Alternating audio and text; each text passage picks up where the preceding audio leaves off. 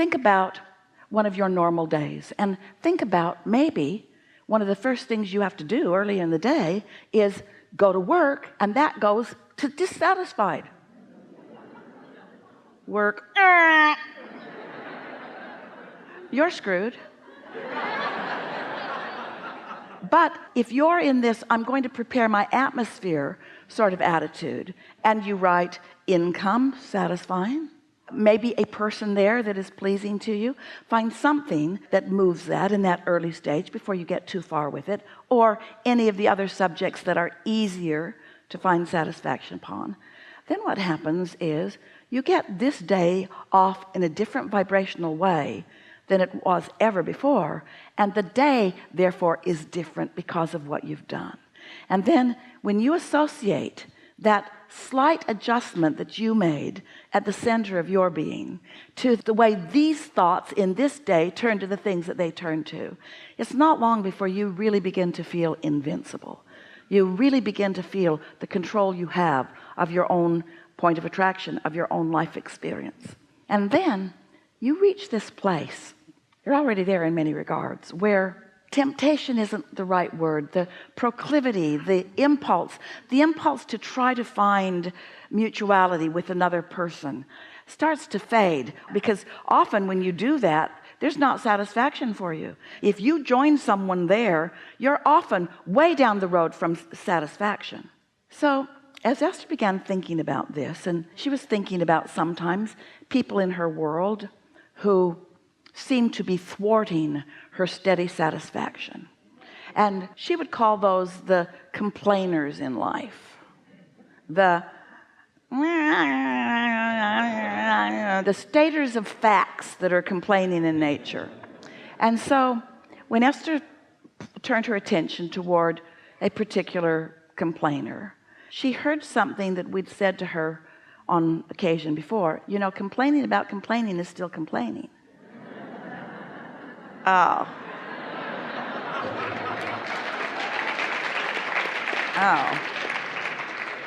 And then she had a very powerful thought come into her mind, sort of shook her up a little bit. I do a lot of complaining in my mind without even any words coming out, and that's what dissatisfaction is. Just finding something that I don't like. If I'm by myself, Esther doesn't drive down the highway by herself and speak her complaints out loud. She just thinks them out loud, thinks them into the atmosphere. You're following this, aren't you?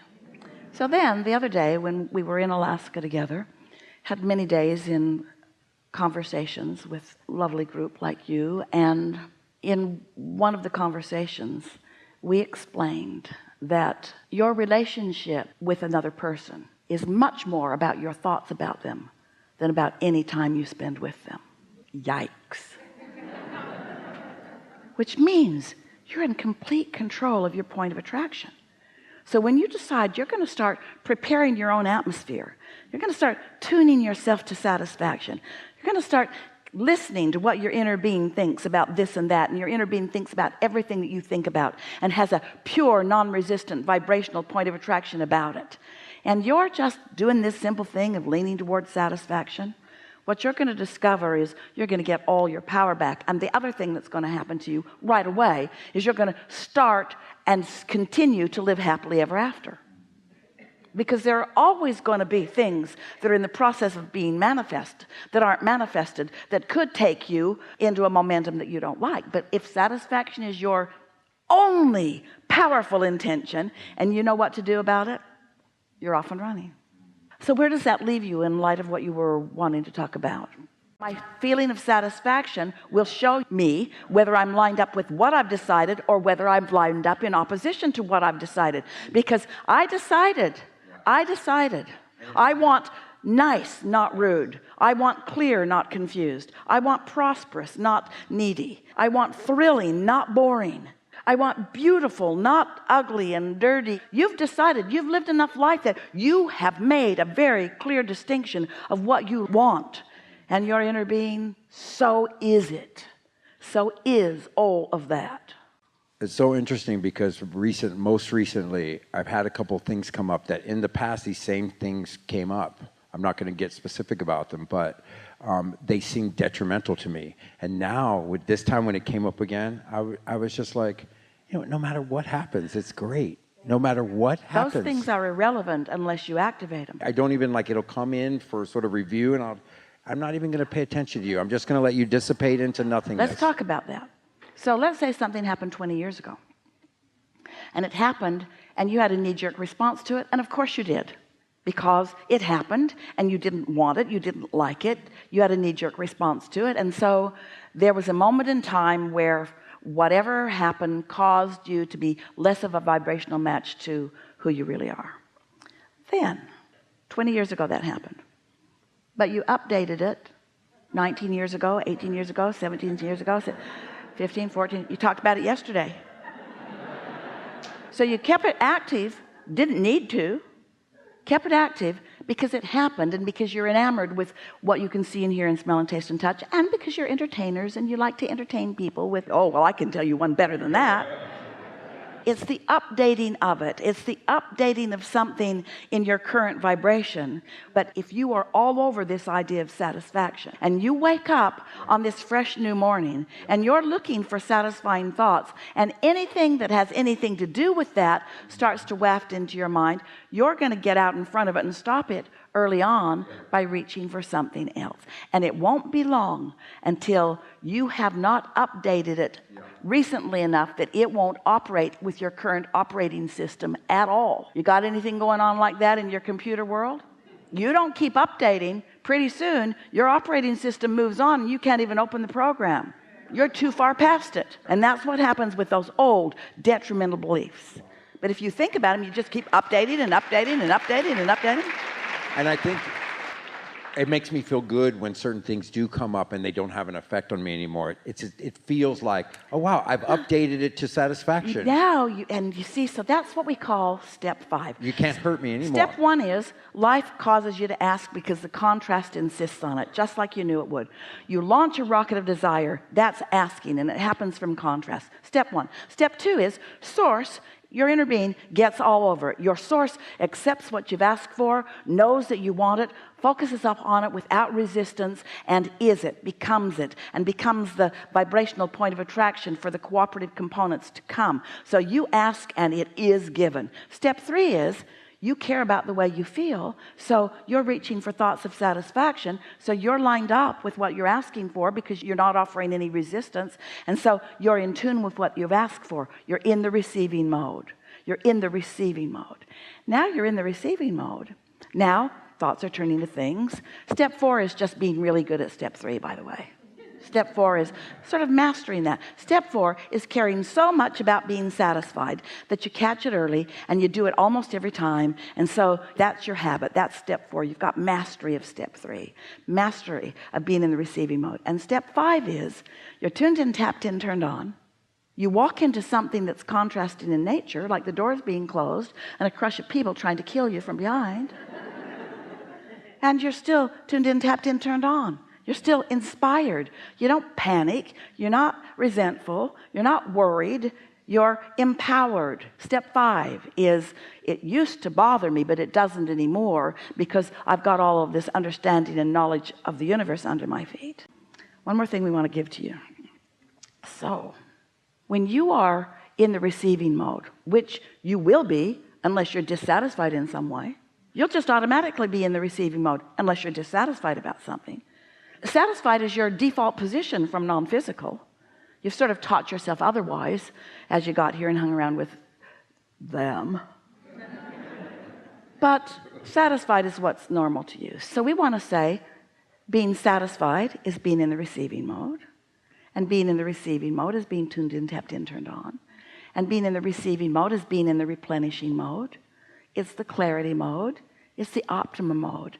But we also want to say all of that is being under the influence of your source energy, under the influence of that pure positive energy, under the influence. Well, in every waking moment you're under the influence of something, because you're offering a vibration that is causing you to tap into something. In other words, when you offer a radio signal, law of attraction finds for you a vibrational equivalent, so you are always under the influence. Esther created and sent to the printer and has received back now some dash cards. A dash card, it's written backwards. So if you look at it, you can't really tell what it is. But when you put it on your dash or in front of a mirror, if you don't have a car, and it reflects, when you read it back, it says, and she didn't think it would be a good bumper sticker. She didn't think you should run around with this on your bumper. Under the influence. Under the influence. So when you care that you're in the receiving mode or under the influence, or you're aware of what influence you're under, am I under the influence of source or the worrisome mother that talked about so many things that could go wrong? Am I under the influence of source or CNN? What am I under the influence of? Those are where you're making the choices, because you've already put it in your vortex, and what's in your vortex is already gestated and it's already ready to be birthed out here into the atmosphere where you can see it and hear it and smell it and taste it and touch it. So you've already made the choices. The question is, what am I now choosing of all of that to let in? What am I under the influence of? There are moments, and there have been moments, and I'm getting them more and more and more, where I actually say to myself, can it really be this easy? Yeah. And it just feels incredible. Thank you so much. So we're just going to guide you just a little bit here. When you say, can it really be this easy? Under what influence are you? I'm under my source's influence. Well, let's see. Okay. Because if you say, this is easy, you're under your source's influence. If you're saying, can it really be this easy? Maybe not so much. Am I paying a big enough price? Can I really find the car I really want first crack out of the box when I go to a dealership? Or do I need to look at every car in the city before I make a decision? Can it really be that easy? Can I follow guidance? Can it really be that easy? Meet this person somewhere and feel this mutual attraction, and it came out of nowhere and it happened instantaneously? Oh, it can't be that easy. You need to go sit on the shelf for a little while I examine every other person in the vicinity of you. Can it really be that easy? Is Source really that good? Yes, Source is really that good. Thank you. Thank you, because that is the answer I get back when I say that to myself. Can it really be that easy? I can feel internally it say yes. But can you hear the differentiation? Yes, I can. Can you hear the catching? And I'm trying to get there. Because if you say, can it really be that easy? Your mind is going to other things that felt easy that went south. Oh yeah, I remember that seemed easy. Yeah, remember how that turned out? You can get down that rabbit hole pretty quick, can't you? This is easy. This is easy. I can do this. This is easy. This is easy. I can do this. Esther's been saying to herself mostly, but to anyone that she thinks is ready to hear it, and to a lot who aren't ready to hear it. What do? I'm a pointer. What? I'm a pointer. What do? I point. I say, I'd like that tile in bathroom number 5. I'd like that tile in bathroom number 4. I'd like that flooring all through the house.